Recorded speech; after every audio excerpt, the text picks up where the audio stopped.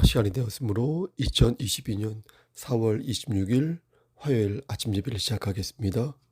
다 같이 사도신경으로 우리의 신앙을 고백하겠습니다.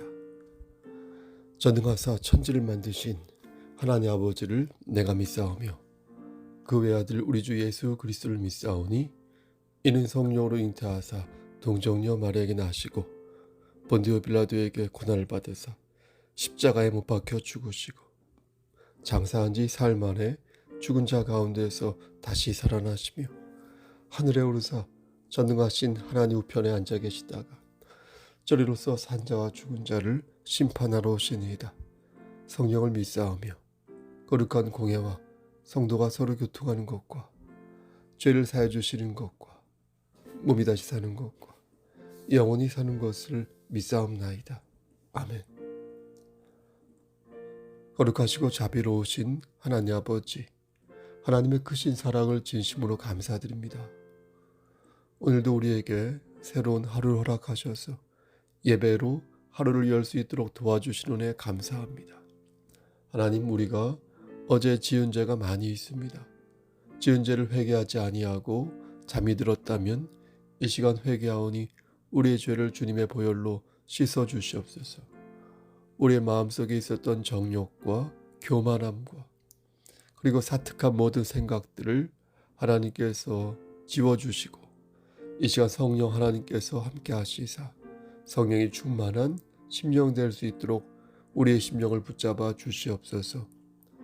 인간의 생사화복을 주관하시는 하나님 아버지, 우리가 하나님의 주권을 받들고 하나님을 의지하는 가운데 우리의 삶이 성화될 수 있도록 하시고 그리하여서 이 세상도 성화시킬 수 있도록 우리가 서 있는 그 자리에서 예수 그리스도의 향기를 발할 수 있도록 우리의 삶을 이끌어 주시옵소서.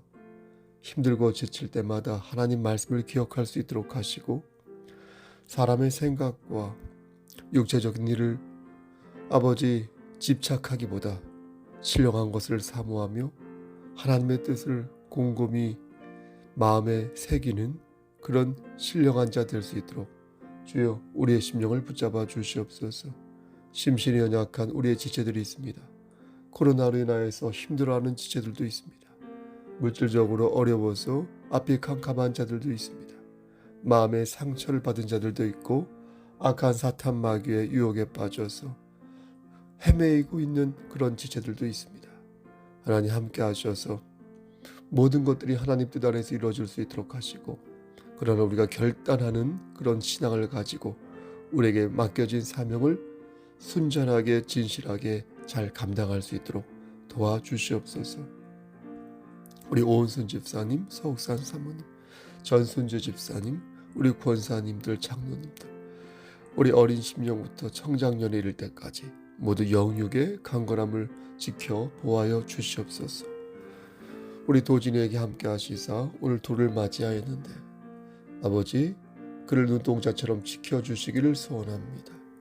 그의 부모가 신앙의 계보를 잘 이을 수 있도록 하시고 하나님을 올바르고 지혜롭게 잘 섬김으로 인하여서 예비된 복들을 받아 누릴 수 있도록 축복하여 주시옵소서.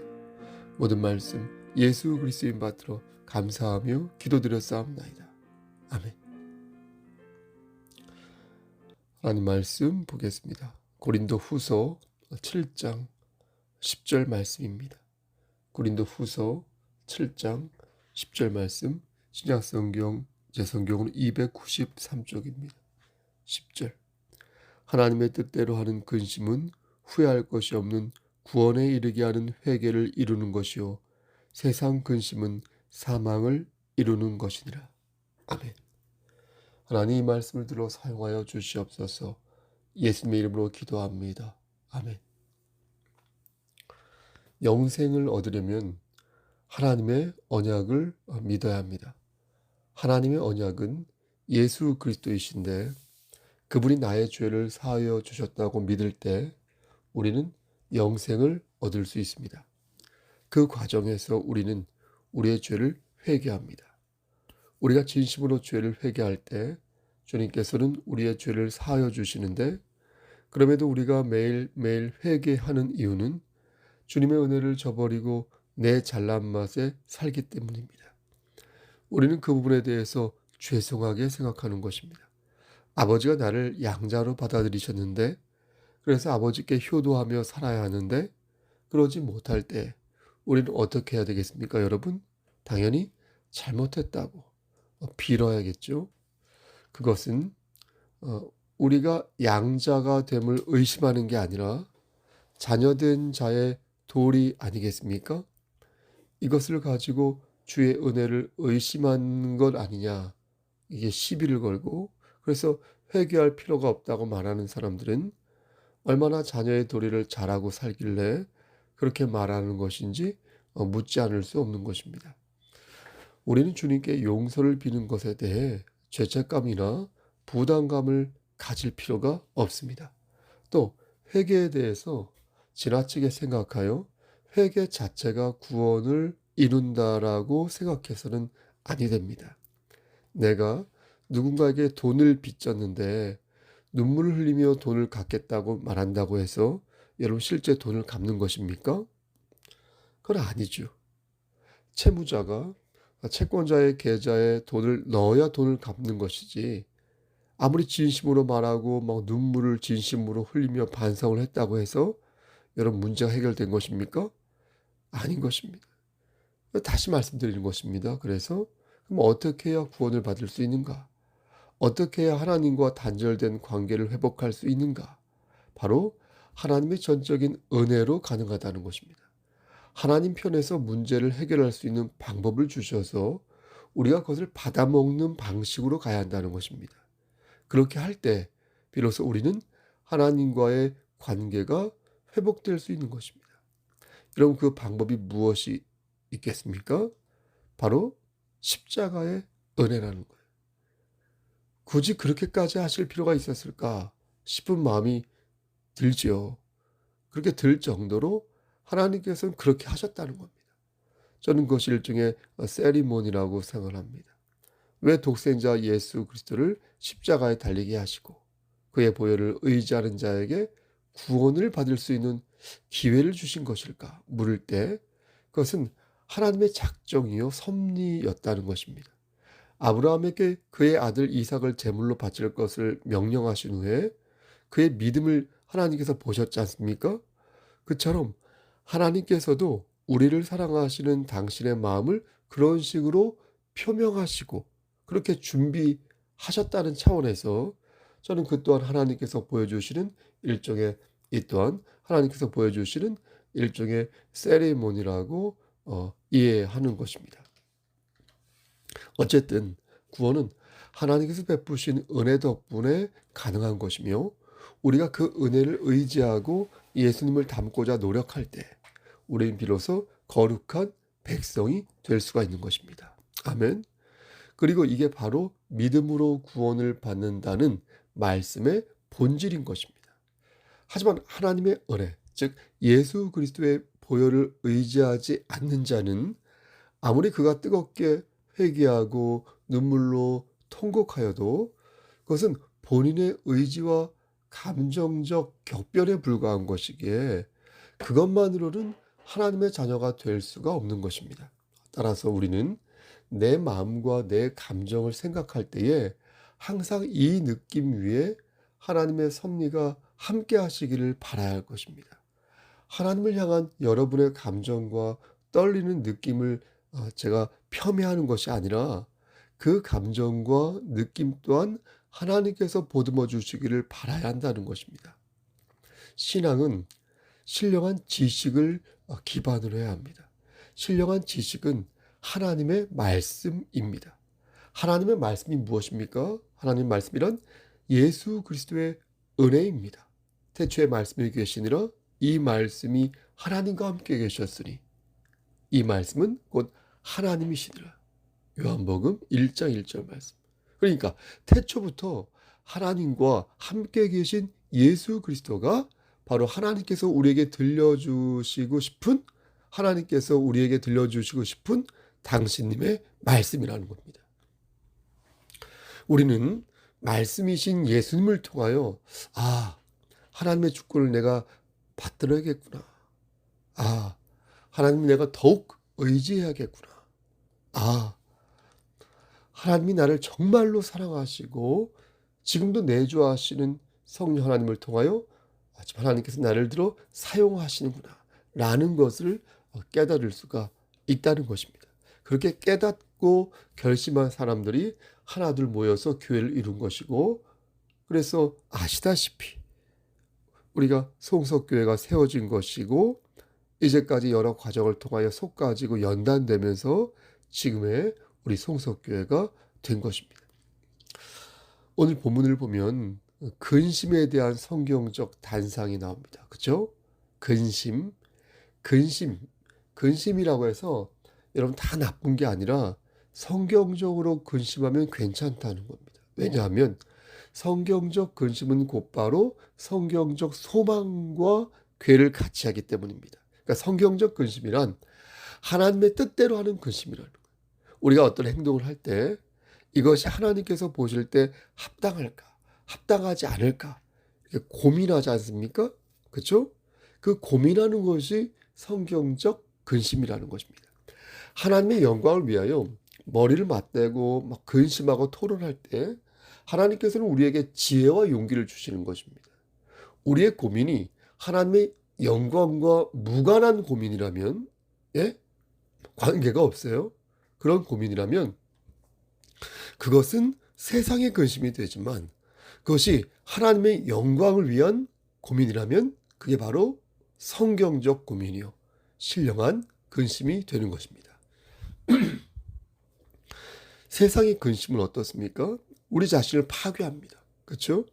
하나님과 의논하지 않고 내 마음대로 실컷 계획한 후에 문제가 틀어지면 그때서야 하나님 원망하고, 난 매일매일 기도하는데 왜 안 들어주냐고 얘기하고, 잘 까서 보세요. 정말로 순종했는지. 한숨만 쉬어더니 그것은 자기를 파괴하는 모습이라는 거예요. 그런 자신을 돌아봐야 한다는 거예요. 자신이 성경적 근심을 하였는지, 그래서 성경적 계획과 비전을 가지고 하나님과 동행하면서 자신의 책무를 다하였는지, 그러면서 계획하고 근심하였는지, 괜한 자존심 때문에 무리하게 일을 벌이고 욕심을 부리다가 근심에 빠지게 된 것은 아닌지 자신을 돌아보라는. 여러분, 귀 있는 자는 성령의 음성을 들어야 할 것입니다. 그래서 다시 세상의 근심을 신령한 근심으로 바꿀 수 있는 지혜를 얻어야 할 것입니다. 사랑하는 성도 여러분, 여러분 지금 어떤 근심을 하고 있습니까? 근심이 없는 사람은 없지요. 그렇게 우린 분명 두 가지 근심 중 하나에 빠져 있을 것입니다. 물론 두 가지 근심을 모두 할지도 모르겠으나 두 가지 근심을 모두 안 하지는 않을 것입니다. 만약 내가 어떤 종류의 근심을 하고 있는지 헷갈리시거나 여러분 잘 모르시겠다면 그것을 판별할 방법을 말씀드리겠습니다. 성경적 근심을 하는 그런 사람 있죠? 성경적 근심을 하는 사람은 반드시 그 근심이 무엇으로 이어지냐? 회개로 이어집니다. 하지만 여러분 보세요. 세상적 근심을 하는 사람은요, 원망하고 무언가를 비교하고 회개로 이어지지 않는다는 거예요. 하나님의 말씀 안에서 자신을 돌아보고 거칠고 모난 부분이 보이면 그것을 회개하는 사람, 내가 먼저 잘못했다고 말하고 분노와 원망보다는 화합과 용서를 먼저 생각하는 사람, 그래서 모든 문제를 먼저 자신에게서 찾고 다시 용기 있게 일어서는 사람이 바로 성경적 근심을 하는 자라 말씀드릴 수 있겠습니다. 마태복음 26장 21절에서 최후의 만찬 때 예수님께서 12제자들에게 뭐라고 말씀하십니까? 너희 중에 한 사람이 나를 팔 것이다, 이렇게 공개적으로 말씀하는 대목이 나오지 않습니까? 그때 제자들이 근심하여 각각 여쭤오되, 얼마 전에도 말씀 드렸는데 주여 나는 아니지요, 이렇게 말했습니다. 제자들이 근심하여 각각 여쭈었다는 것은 각자가 한 사람씩 순번대로 예수님께, 예수님 저 아니죠? 그렇지요? 이렇게 여쭤봤다는 거예요. 그러니까 베드로가 그렇게 여쭈고 나면 다음에 안드레가 여쭙고 쭉 그렇게 저는 아니죠? 맞지요? 그렇지요? 이렇게 예수님께 여쭈었다는 겁니다. 여러분 머릿속에 그림이 그려지십니까? 그런데 그렇게 말할 때 제자들의 마음 상태가 어떠했냐면 근심이 들어있었다는 거예요. 여러분 좀 이상하지 않습니까? 자기가 예수님을 팔지 않을 거라는 확신을 가지고 있었다면 여러분 근심할 이유가 뭐가 있겠습니까? 내가 그 물건을 훔치지 않았는데 우리 중에 훔친 자가 있다고 말하면 나는 근심할 이유 없이 나는 훔치지 않았습니다. 아시죠? 이렇게 말하면 되는 것입니다. 근데 심리적으로 근심하였다는 것은 뭔가 걸리는 게 있으니까 근심하였다는 것이고, 이 말은 곧 가룟 유다처럼 다른 제자들도 연약한 마음을 가지고 있었던가 아니면 어떠한 심경의 변화가 있었다는 것을 충분히 예상해 볼 수 있는 대목인 것입니다. 그래서 그들은 근심하여 각각 여쭈어본 것입니다. 하지만 결과는 달랐습니다. 한 사람은 끝까지 근심했고요. 나머지 11명의 제자는 그 근심을 성경적 근심으로 바꾸었습니다. 여러분 그것을 판별하는 것이 무엇이라고 말씀드렸습니까? 맞습니다. 회개라 했어요. 회개. 11명의 제자들은 회개하였으나 가룟 유다는 회개하지 않았다는 거예요. 베드로는 예수를 3번 부인하고 통곡하여 회개하였으나 가룟 유다는 회개하지 않았다는 거예요. 그런데 저는 여기에 한 가지 의문점이 드는 것입니다. 구체적으로 성경 말씀 어디에서 베드로가 하나님께 회개한 것일까? 반대로 가룟 유다는 성경 말씀 어디에서 구체적으로 정말 회개를 하지 않은 것일까? 많은 신학자들은 마태복음 26장 75절 말씀이 베드로의 회개였다라고 말합니다. 하지만 저는 생각이 좀 다릅니다. 과연 이것을 회개라고 볼 수 있을까요? 저는 그것이 회개의 시작이었을지는 몰라도 그 자체가 회개라고 생각하지 않습니다. 여러분 그 말씀이 궁금하지 않으십니까? 어떤 내용인지 그 말씀을 한번 읽어보겠습니다. 마태복음 26장 75절. 이에 베드로가 예수님의 말씀에 닭 울기 전에 네가 3번 나를 부인하리라 하심이 생각나서 밖에 나가서 심히 통곡하니라. 여러분 베드로는요, 자기가 예수를 부인하고 예수를 희롱하는 그 무리와 함께 섞여 있다는 게 너무나 부끄러웠던 겁니다. 너무나 창피했던 거예요. 여러분도 이런 비슷한 경험을 한 적이 아마 있을 것입니다. 하나님을 조롱하고 교회를 폄훼하는 자들에게 꿀먹은 버거리처럼 아무 말도 하지 못하고 있다가 수동적으로 동조하고 그런 자기 자신을 보면서 큰 자괴감에 빠질 때가 있지 않습니까? 부끄러울 때가 있지 않습니까? 그런데 예수님의 수제자 베드로가 그렇게 호언장담을 하더니 그런 꼴을 보이고 말았으니, 그런 꼬라지가 되고 말았으니 여러분 얼마나 부끄러웠겠습니까? 그래서 자신의 가슴을 찢고 통곡하였던 것입니다. 하지만 저는 그것이 회개라고 생각하지 않는다는 거예요. 그건 부끄러움, 표출인 것입니다. 슬픔에 대한 일종의 반로인 것입니다. 통안의 눈물을 흘렸다고 하지만 여러분 베드로는요 아직 예수님의 부활을 체험한 상태가 아니었기에 그러므로 그에게는 아직 소망이 없었던 것입니다. 여러분 귀 있는 자는 성령의 음성을 들으시길 바랍니다. 소망이 없는 회개는 회개가 아니다. 부활의 소망이신 예수 그리스도의 은혜를 포기한 사람은 아무리 그가 발버둥을 치고 통곡하여도 열폭이다, 광분이다. 그걸 회개라고 말할 수 없다는 거예요. 가끔 그런 식으로 자기 분노와 열기를 풀기 위해 기도하는 사람들이 있는데 그렇게 기도를 시작하는 것은 이해할 수 있어요. 이해할 수 있습니다, 여러분. 술 한 잔 걸치고 기도할 수 있어요. 하지만 그렇게 끝내버리는 것은 진짜 회개가 아니라는 거예요. 진짜 기도가 아니라는 거예요. 여러분 진정한 회개는 무엇입니까? 진정한 회개는 반드시 그리스도의 소망으로 이어져야 한다는 사실을 여러분 꼭 기억하시기를 소원합니다. 그래서 베드로는 죽지 않은 것입니다. 다른 제자들도 그래서 죽지 않은 것입니다. 넘어지고 쓰러지고 자빠져도 끝까지 살아남아서 하나님께서 주신 소명을 받는 것입니다. 근데 여러분 가룟 유다는 어떻게 했습니까? 스스로 목숨을 끊었습니다. 그도 다른 제자들처럼 똑같이 근심했겠죠. 마태복음 27장 3절 말씀을 보면 예수를 판 유다가 그의 정죄됨을 보고 스스로 뉘우쳤다. 여러분, 뉘우쳤다는 것은 반성했다는 것이죠. 찾아보니까 헬라어로 메타멜레데이스. 그러니까 이거는 뉘우치기는 뉘우쳤지만 크게 뉘우친 정도는 아니라고 합니다. 왜냐하면 크게 뉘우칠 때는 메타노에인 이걸 사용하거든요. 근데 메타멜레데이스라는 다르게 표기된 것으로 보아 성경학자들은 말하기를 크게 뉘우친 것은 아닌 것 같다, 이렇게 말합니다. 어쨌든 반성을 한 것입니다. 사실 가룟 유다도 예수님이 그렇게 죽을 줄은 몰랐을 것입니다.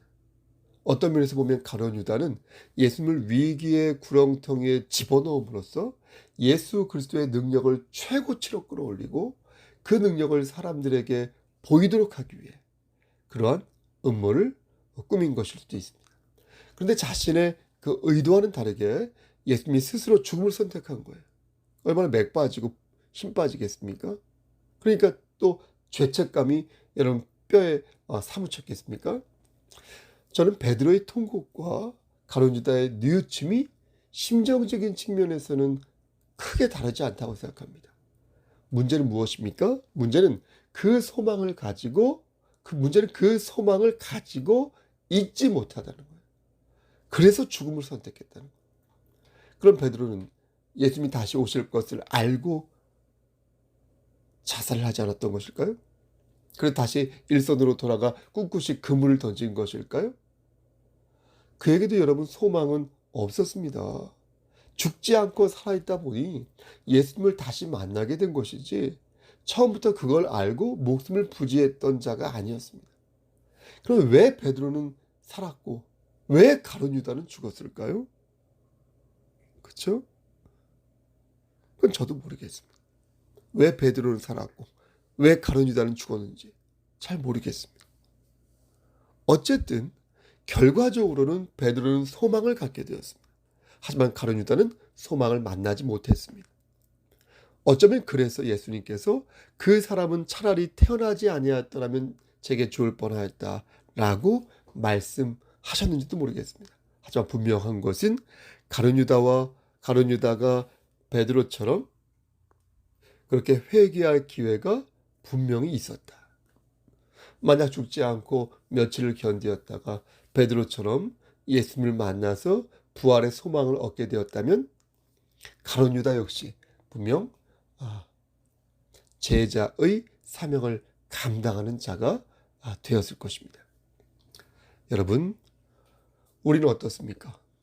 우리는 이미 소망이 무엇인지 구체적으로 알고 있습니다.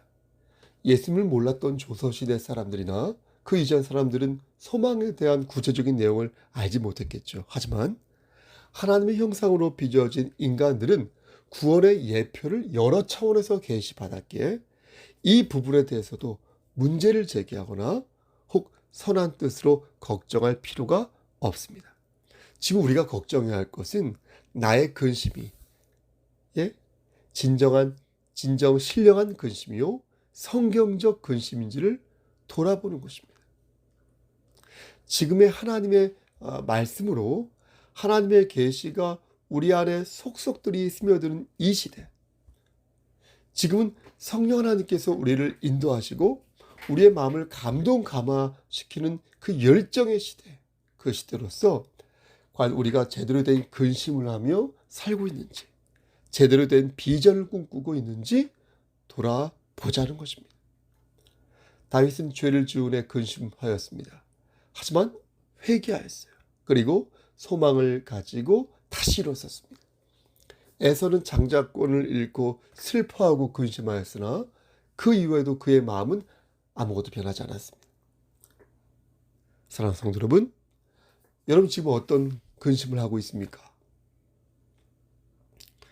여러분 진정 회개하여 거짓된 가르침과 악한 환경에서부터 돌아서고 있습니까? 웨슬레가 말했던가요? 회개는 구원으로 나아가는 문이다. 칭의는 그 문을 여는 것이다. 성화는 그래서 그 문 안에 들어가서 그 방에 그 집 안에 거하며 사는 것이다. 여러분, 구원의 소망을 가진, 부활의 소망을 가진 우리 사랑하는 송석교회 성도 여러분, 하나님께로 나아가시기를 소원합니다. 영적 사망에서부터 영적 평안으로 나아가시기를 소원합니다. 하나님께서 주신 예수 그리스도의 소망을 마음에 담아 성경적 근심으로 더 강해지고 더 성숙해지고 더 아름다워지는 우리 송석교회 공동체 되기를, 우리 경천대 목사님들 되시기를 우리를 죄에서 구속하여 주신 주 예수 그리스도의 이름으로 간절히 축원합니다. 아멘. 이제는 우리를 죄에서 구속하여 주신 우리 구주 예수 그리스도의 은혜와 아버지 하나님의 만극하신 그 사랑하심과 성령 하나님의 교통하시고 인도하시는 모든 역사하심이 소망을 가지고 하나님의 능력 안에서 앞으로 나아가기를 소원하는 여기 모인 성도, 그들의 가정, 이 제단과 이 나라 위에 하나님의 사랑하심이 세세토록 함께 계실지어다. 아멘. 예배를 마쳤습니다. 지금 시간이 2시인데요. 편집을 아주 간략하게 하고 그렇게 하겠습니다. 3시간 뒤에 만나도록 하겠습니다. 여러분, 오늘 하루 힘찬 하루 되십시오. 그리스도의 평강이 여러분들에게 임하시기를 소원합니다. 아멘.